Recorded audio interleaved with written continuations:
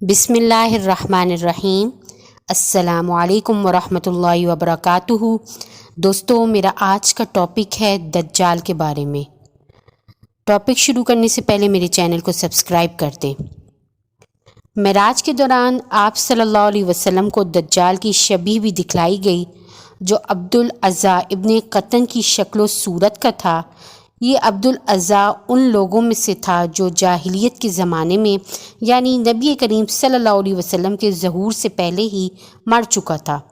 غرض کہ جب نبی کریم صلی اللہ علیہ وسلم سدرۃ المنتہا کے قریب آئے، جتنا قریب ہونے کی اللہ تعالیٰ نے اجازت دی، تو اس درخت کا رنگ و روپ اچانک بدل گیا، یعنی جو حالت پہلے تھی اس سے بدل کر اس پر ایک عجیب حسن و نکھار پیدا ہو گیا، اور اللہ کی کسی بھی مخلوق میں اتنی طاقت نہیں کہ اس کے حسن کو بیان کر سکے۔ حضرت عبداللہ ابن مسعود کی روایت میں ہے کہ سدرۃ المنتہا کو سونے کے پروانوں نے ڈھانک کر رکھا ہے۔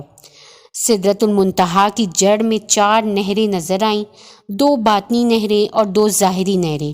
جب نبی کریم صلی اللہ علیہ وسلم نے حضرت جبرائیل سے دریافت کیا تو انہوں نے بتایا کہ باطنی 2 نہریں جنت کی نہریں اور ظاہری 2 نہریں نیل اور فرات ہیں، یعنی باطنی 2 نہریں اس درخت کی جڑ سے نکل کر جنت میں جا رہی ہیں اور وہاں جا کر غائب ہو گئیں، اور ظاہری نہریں جو اس درخت سے نکلنے کے بعد ظاہر ہی رہتی ہیں، یعنی کہیں جا کر غائب نہیں ہوتی اور جنت سے گزر کر آگے چلی جاتی ہیں، یعنی دریائے نیل و فرات جنت میں سے گزرتے ہوئے باہر نکلتے ہیں۔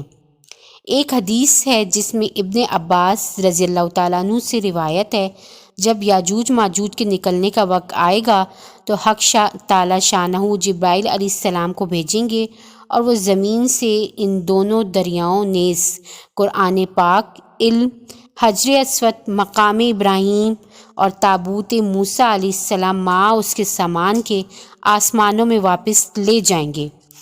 اسی درخت یعنی سدرۃ المنتہا کے پاس حضرت صلی اللہ علیہ وسلم نے جبرائیل علیہ السلام کو ان کی اصل شکل میں دیکھا۔ ان کے 600 پر ہیں اور ہر پر اتنا بڑا ہے کہ اس سے افق یعنی آسمان کا کنارہ چھپ جائے۔ ان پروں میں سے نہایت خوبصورت رنگا رنگ موتی اور یاقوت گر رہے تھے کہ ان کا شمار اللہ ہی جانتا ہے۔ ایک روایت ہے کہ جبرائیل علیہ السلام سدرۃ المنتہا تک پہنچ کر رک گئے اور حضرت صلی اللہ علیہ وسلم سے آگے بڑھنے کا کہا تو آپ نے ان سے فرمایا، کیا ایسی جگہ کوئی دوست اپنے دوست کو چھوڑ سکتا ہے؟ حضرت جبرائیل نے عرض کیا، اگر میں یہاں سے آگے بڑھا تو جل کر راکھ ہو جاؤں گا۔ اس کے بعد حضرت صلی اللہ علیہ وسلم نے ان سے کہا، جبرائیل، کیا تم اپنے رب سے اپنی کچھ حاجت روائی چاہتے ہو، یعنی کچھ مانگنا چاہتے ہو؟ جبرائیل علیہ السلام نے کہا، اے محمد صلی اللہ علیہ وسلم، اپنے رب سے میرے لیے یہ اختیار مانگ لیجئے کہ قیامت کے دن پل صراط پر اپنے پر پھیلا کر کھڑا ہوں، تاکہ آپ کی امت کے لوگ میرے پروں سے ہو کر خیریت سے گزر جائیں۔